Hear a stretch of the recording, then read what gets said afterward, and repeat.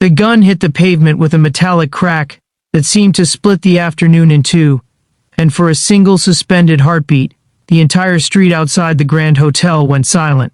Cars froze mid-honk, pigeons burst into the sky, and Aarav Malik, a tired single father who had only stepped out to deliver a food order, found himself standing over a trembling man twice his size, his own hands shaking not from fear, but from the terrifying realization of what he had just done. Before we go further, if you believe in kindness, in second chances, and in the quiet courage of ordinary people, take a moment to like, comment, share, and subscribe to Whisper Tales 3. Your support keeps these stories alive and reminds the world that hope still exists. The sun was high and golden that day, washing the glass walls of the five-star hotel in warm light. Aarav had parked his old motorbike near the entrance, its engine coughing in protest before dying completely. His 7-year-old daughter, Meher, had insisted on coming along because she loved watching the fountains outside the hotel dance in the daylight. She sat on the curb a few feet away, swinging her small legs and tracing patterns on the dusty ground, while her father checked the delivery address on his phone. Life had not been gentle with Aarav. 2 years earlier, his wife Sanvi had lost her battle with illness, leaving behind hospital bills that swallowed every saving they had. Aarav had once worked as a school teacher, but grief and mounting debt had forced him to take whatever jobs he could find. Food delivery in the burning heat of the day, warehouse shifts at night, tutoring on weekends. He barely slept, he barely spoke. But every morning he braided Meher's hair and packed her lunch, and every night he read her stories even when his eyes could barely stay open. When the scream shattered the air, it felt unreal at first, like a sound from a distant dream. A woman stumbled backward near the hotel entrance, her handbag clutched to her chest as a masked man lunged toward her, yanking it violently. People gasped but stayed frozen. The security guard had been distracted, his back turned. The robber pulled out a small gun, waving it wildly, and the sunlight glinted off the metal like a warning. Something ancient and protective surged through Aarav. He did not think about the danger. He did not think about Meher watching from the curb. He only saw a terrified woman and a weapon pointed in her direction. He moved before fear could catch up with him, tackling the robber from the side with a force fueled by exhaustion, anger, and love. They crashed onto the pavement. The gun skidded away.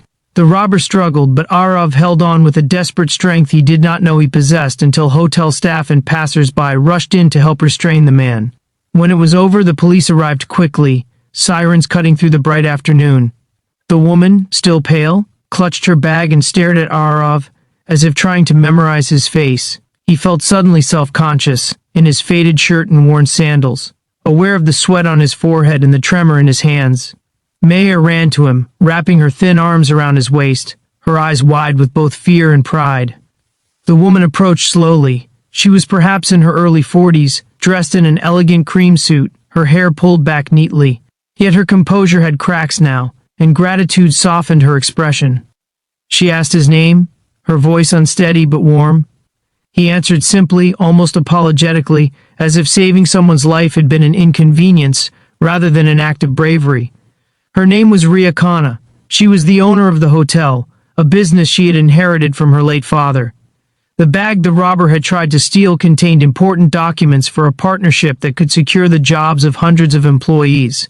She insisted on thanking him properly, but Aarav brushed it off. He had deliveries to finish. Rent was due. Life did not pause for heroics. Days passed, and the story briefly circulated on local news.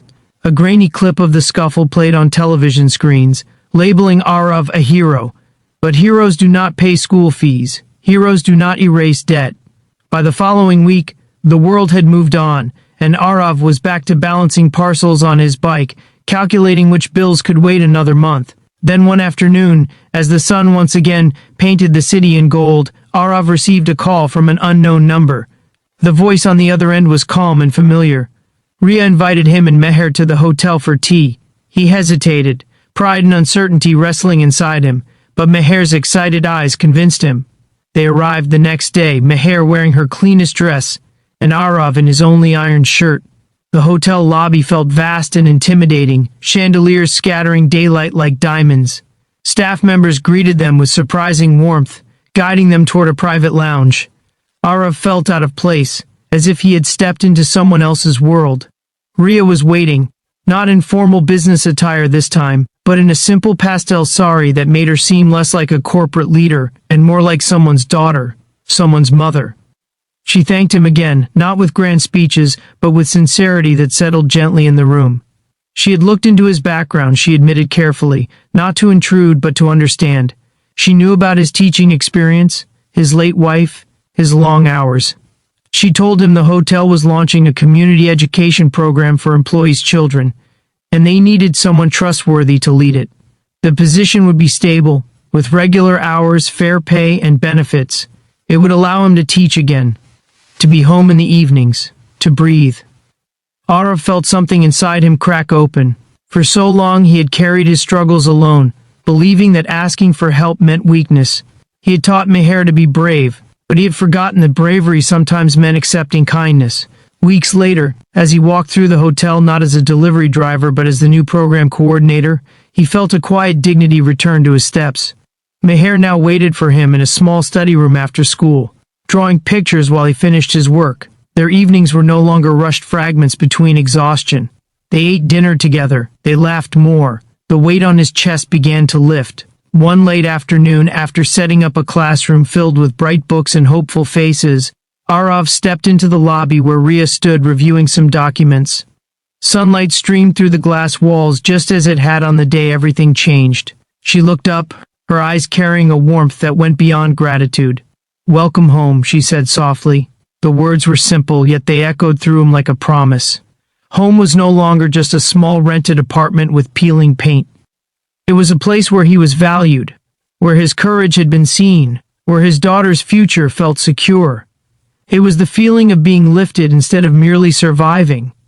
If this story touched your heart, if you felt even a spark of hope in Aarav's journey, please take a moment to like, comment, and share this video.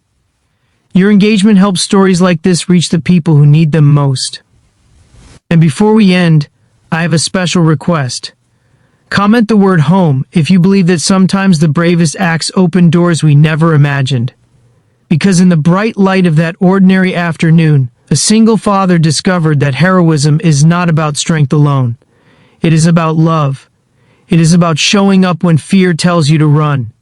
And sometimes when you least expect it, the world answers your courage with open doors and whispers the words every tired soul longs to hear. Welcome home.